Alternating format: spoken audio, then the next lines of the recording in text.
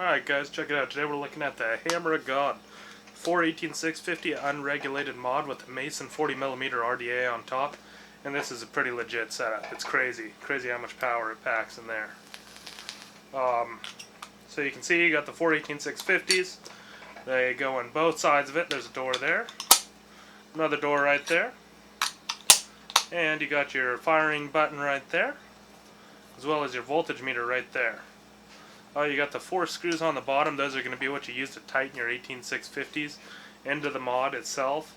And it's a pretty beastly mod. I just got it a little bit ago. Well, actually I've had it for about a month and a half, but the problem was the initial time they sent it out, sent me the Hammer of God, they sent it without the 510 connector pin that goes inside the actual mod itself, and this is a screw-in type. It's not a spring-loaded pin, and so it rendered it useless. It was a paperweight for a while. Ooh. But yeah, now it's back. Now it's back with all the pieces and up and running, and been enjoying it so far. It's got massive airflow. It's just crazy. I have this thing closed down to 1/4, which still is just a ton of airflow. It's not really restricted at all. But if you start getting to where you open it up, like if I open this all the way here, it's just ridiculous. It pretty much makes you cough from how much air you're getting mixed with a low amount of vapor. It's just a really weird feeling. You'd think it'd be easier on your lungs, but for me it just seems to be way harder than just keeping 1/4 of the way closed.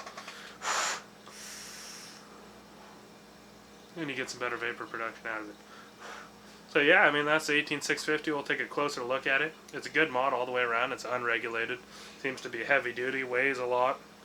Feels like a brick. It's got that locking quarter turn to the right firing button, so you can't fire it in your pocket.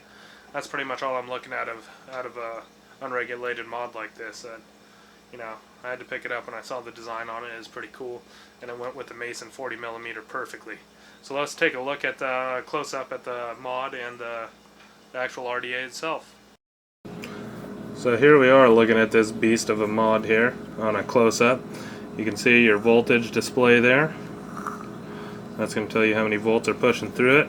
Got the 4 screw holes there that I was telling you about. That's how you tighten your batteries down on these magnetic doors. You just put your finger underneath the bottom, lift it up, and you can see there how the batteries are. Again, my Samsung, they're all paired together. This is an unregulated mod, so you want to make sure to use the same 4 batteries that are always married pairs charged at the same time for all 4 of them. I'll just say that there. That's upside down. They just slip in here. This is a magnetic door. You can see the magnets on the back of that. Just top goes in first, then the bottom. Over to the other side. Same thing. Batteries are in the opposite direction though, which you'll notice. Take a look at that there. You can see the post down there. That is where the thing I was talking about that you screw into it to hold these batteries in place. Although it's not like they're going anywhere. Go ahead and put that door back on. You get a mod like this, it's unregulated and it's just real simple. Simple, simple, simple. You got the firing button there. That's what's gonna fire it, of course. And that's on the opposite side of your LED display for the voltage. And if you take that and you turn it, it's probably about 1/4 turn. You can see that it locks the device so that it can't be fired. That's a nice little feature. The button is a very solid feeling button. It takes a lot of pressure to push down, which is kind of weird to get used to. I'm used to a lot of the regulated mods. You got like the button on this guy here, HPriv. It's real easy to push down. The whole thing's a firing button, and then you got other ones like the X-Cube2, same sort of idea. The whole thing's firing button. And so it's weird to get used to me for the amount of resistance that's on this one button on the side of it. But it makes a lot of sense on a device like this that can be a little more dangerous. You want to make sure that you know what you're doing, the kind of build you're putting on here. Nothing under 0.4 ohms can be built on this Hammer of God. And that you're careful about the kind of batteries you're using, that they're married pairs and stuff like that. Because you can really cause yourself some problems if you take a mod like this and put mismatched batteries and don't know what you're doing as far as building coils in there too. You can see that reddish kind of look to my juice. That's because I am using One of my favorite juices, Mitten Vapor, 3 milligrams per milliliter, maximum VG, Baja Splash juice. But it does got a lot of sweetener in there, and that's why the juice isn't originally red. It comes out that kind of tannish color, you know, just like any other juice, but as you start to heat it up, it does change that color. See the 4 different coils that I put on there. It's not the most beautiful build by any means. I just put it on there because it works fine that way. And, you know, does what I need it to do. It's got that vapor production like crazy, and it's within the safe limits of how I can build that and still be within the specifications for how it should be.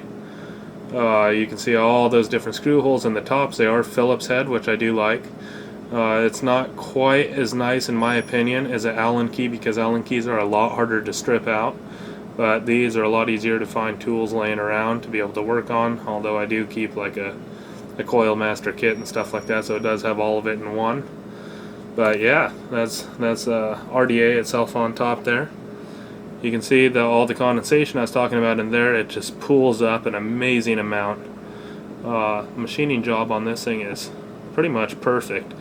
You can see down in there when I was talking about, that's your airflow control, so you can open it up a little bit at a time. Like I said, that's in case you have the 4-slot ring on there. You can see this one has 4 slots compared to where this one only has 2 on opposite directions for your coil builds, but it will be the same all the way around no matter which ring you have on it, which I like a lot, and I like the same airflow coming through both sides. You got your tip there, and that pops right out. You can exchange that for another one if you want to. You can see the amount of juice that just builds up on there. It's pretty crazy all the way around there. And yeah, that's pretty much, that's the build I got on there. Like I said, the machining's really nice on it. I'm very happy with it. It's a cool piece to just hang out with friends and talk about, if I line that up there the right way. And just something fun to play around with. Like I said, make sure you know what you're doing when you're dealing with a RDA and a mod like this, because both of those are beasts, and both of those can cause a big problem if you're not too careful with what you're doing, or don't have the knowledge to do what you should be doing on an unregulated mod like this. This one is the black and gold. I believe they had the black and silver as well, but I like the color of this a lot better. It looks pretty cool, and it went especially well with this this RDA on top, the Mason. And now we'll move over and just check out that's the Hammer God box. It's really nothing special, but that's what it came in. Like I said, I wasn't too happy from the fact that it didn't show up with a pin, but that is what it is.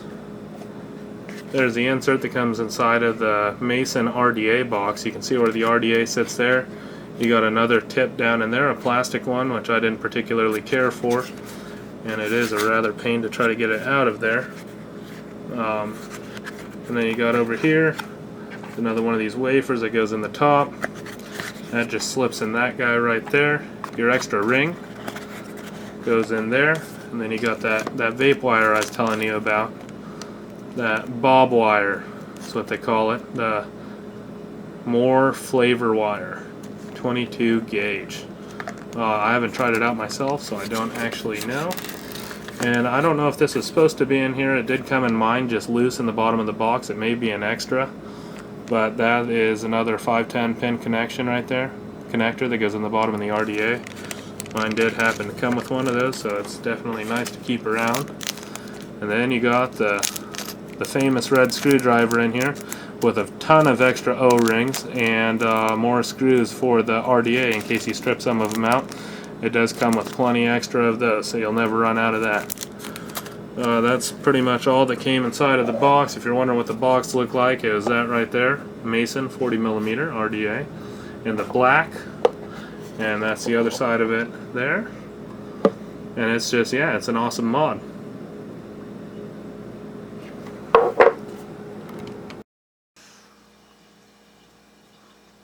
Alright guys, thanks for checking out my review of the Hammer of God and the Mason 40mm RDA.